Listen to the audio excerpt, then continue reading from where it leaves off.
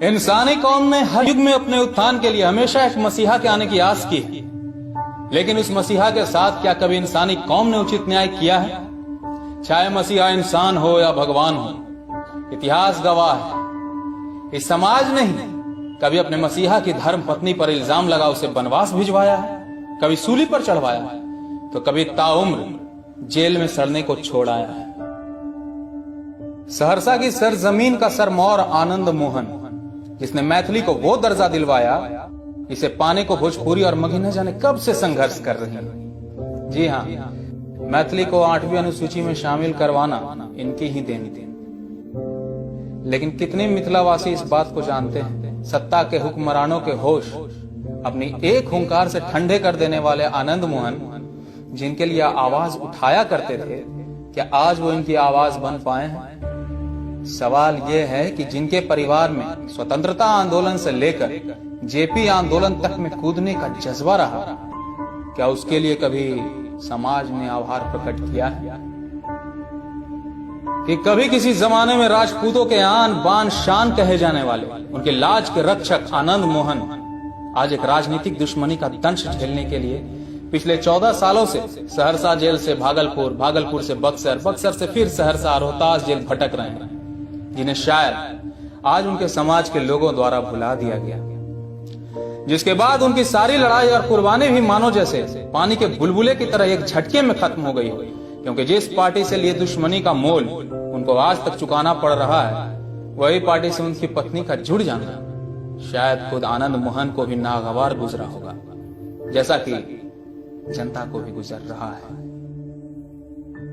आनंद मोहन, जिनकी Bihar peoples party के धमक के आगे बड़े बड़े गठबंधन भी अपनी गठरी संभाल नहीं पाते थे, आज जेल की 4 दीवारी में वो धमक गुम हो चुकी है, क्योंकि समय का चक्का कब पलट जाए इसका आभास तो कर्ण जैसे महारथी भी नहीं कर पाते हैं। और इस चक्के के पलटने की कहानी शुरू होती है वैशाली के 2 किसानों की हत्या से।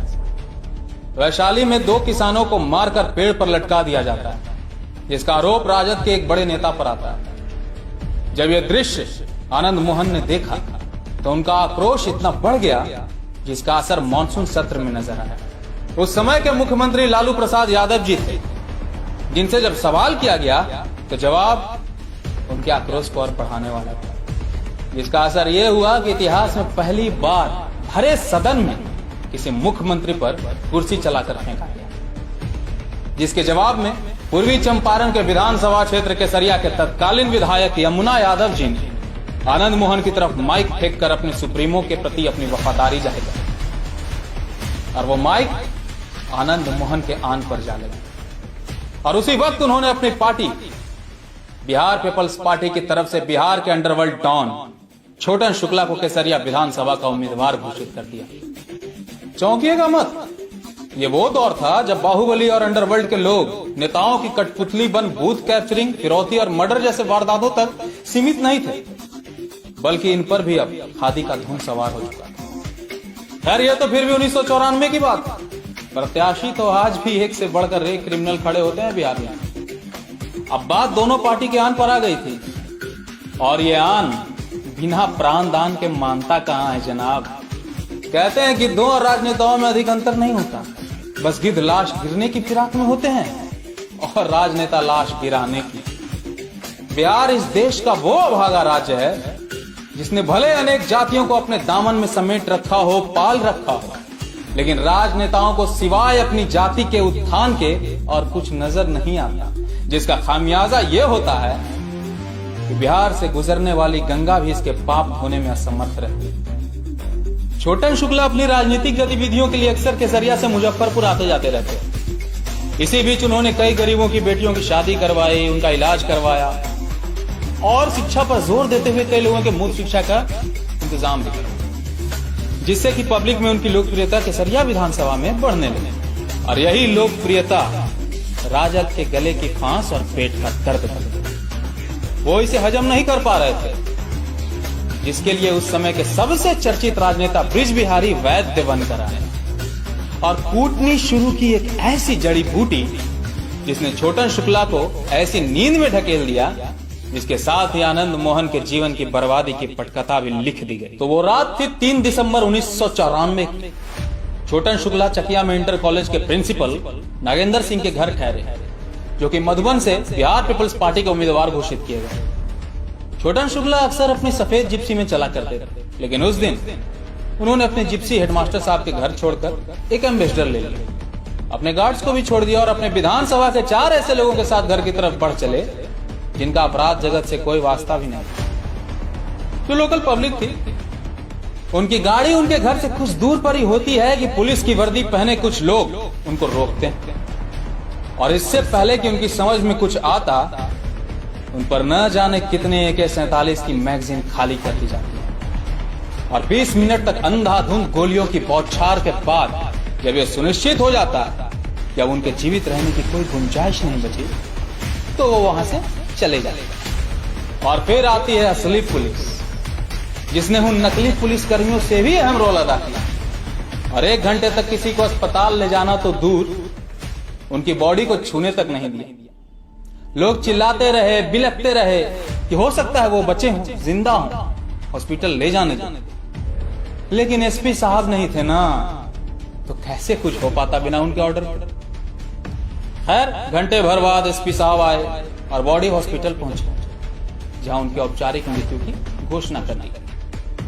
और उधर ब्रिज बिहारी के घर पर शुरू हुआ जश्न का माहौल, जहां एक तरफ मुजफ्फरपुर खून के आंसू रो रहा था, वहीं दूसरी ओर ब्रिज बिहारी के यहां जाम छलकाए जा रहे, जिसने साफ कर दिया कि नकली वर्दी का इंतजाम किसने किया था। खैर, पुलिस के इस कृत्य से जनता का आक्रोश इस राज्य के बेरोजगारों की तरफ बढ़ चुका था, जिसका खामियाजा दूसरे दिन 4 दिसंबर 1994 को बिहार में देखा गया। इस खबर को सुनने के बाद अपने दोस्त की मृत्यु पर शोक प्रकट करने और आक्रोशित जनता को दिलासा देने आनंद मोहन भी मुजफ्फरपुर पहुंचे, लेकिन भीड़ अपने गुस्से से पार नहीं पा रही। उस जन सैलाब का अंदाजा आप इसी बात से लगा सकते हैं कि आज तक मुजफ्फरपुर में इतनी बड़ी शव यात्रा नहीं देखने को मिली। एक तरफ आनंद मोहन गरज रहे थे, वहीं दूसरी तरफ शव यात्रा आगे बढ़ रही थी। इसी बीच गोपालगंज के नवनियुक्त डीएम जी कृष्णैया की गाड़ी का काफिला वहां से गुजर रहा था, जो शिकार बन बैठा जनता के आक्रोशित लपटों का, जिसे पिछली रात प्रशासन के कुकृत्य ने ही धमकाया था। जी कृष्णैया की दर्दनाक मौत हो जाती है और इल्जाम आता है भीड़ पर, जिसका नेतृत्व कौन कर रहे थे? आनंद मोहन। अब सवाल यह उठता है कि क्या जी कृष्णैया की गाड़ी को जलाने का आदेश आनंद मोहन ने दिया था? क्या भीड़ ने उनके लाइट, कैमरा, एक्शन बोलते ही आग लगा दिया था? क्या भीड़ आनंद मोहन को फंसाने के लिए उनसे बिना पूछे आग लगा बैठी थी? क्या आनंद मोहन चिल्लाते रह गए, रुक जाओ, और लोग नहीं रुके? इन सारे सवालों का जवाब तो वही दे सकता है जो आज के स्मार्टफोन को लेकर किसी टाइम मशीन के सहारे उस युग में गया हो और सब कुछ रिकॉर्ड कर लिया, क्योंकि बिना थर्ड अंपायर के तो हम आज तक रन आउट नहीं दे पाए। खैर, इस दुखद घटना के बाद आनंद मोहन सहित बहुत से लोगों पर कार्रवाई हुई जो भीड़ का हिस्सा थे। हालांकि बाद में भीड़ से पकड़े गए सभी लोगों को छोड़ दिया गया और असली कातिल बने आनंद मोहन, क्योंकि शायद वो उस भीड़ का हिस्सा नहीं थी और अलग से पेट्रोल और माचिस लेकर आए ये सोचकर कि इधर से डीएम निकलेंगे और मैं जलाकर राख कर दूंगा। लेकिन ये हमें सोचने की जरूरत है कि कौन है जी कृष्णैया की मौत का जिम्मेदार। कहीं ये वो लोग तो नहीं जो नकली वर्दी में आए थे? कहीं ये वो लोग तो नहीं जो एक ऐसी परंपरा को ही बढ़ावा देते हैं जिसमें हमारा नेतृत्व वही करेगा जो बाहुबली, दबंग और ऐसे व्यक्तित्व का होगा जो बंदूक की नोक पर ही जिंदगी जीता और जीना सिखाता, या फिर जनता द्वारा चुने जाने पर खुद को तानाशाह समझने वाली ये सरकार जो प्रशासन को अपनी जाति दुश्मनी और अहंकार को संतुष्ट करने के लिए मनमाने ढंग से प्रयोग करती है? या फिर आनंद मोहन? और अगर ये सब कोई नहीं, गुनहगार सिर्फ आनंद मोहन है, तो उन्हें उच्च न्यायालय ने उम्र कैद की सजा सुना तो दी।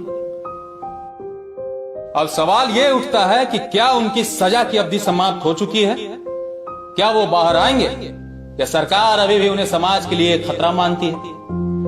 ये फैसला सरकार के हाथ में भी है और आपके हाथ में भी, क्योंकि अगर पप्पू यादव जी की सजा 14 वर्षों में समाप्त हो सकती है तो शायद इनकी भी हो सकती है, लेकिन वो तो सरकार और जनता की नीयत पर निर्भर करता है। आगे क्या होगा, आगे की कहानी क्या होगी, इसका निर्णय या तो सरकार करेगी या बिहार की जनता। कहते हैं ना कि जो होता है अच्छा होता है, तो आइए देखते हैं आगे क्या होता है। धन्यवाद।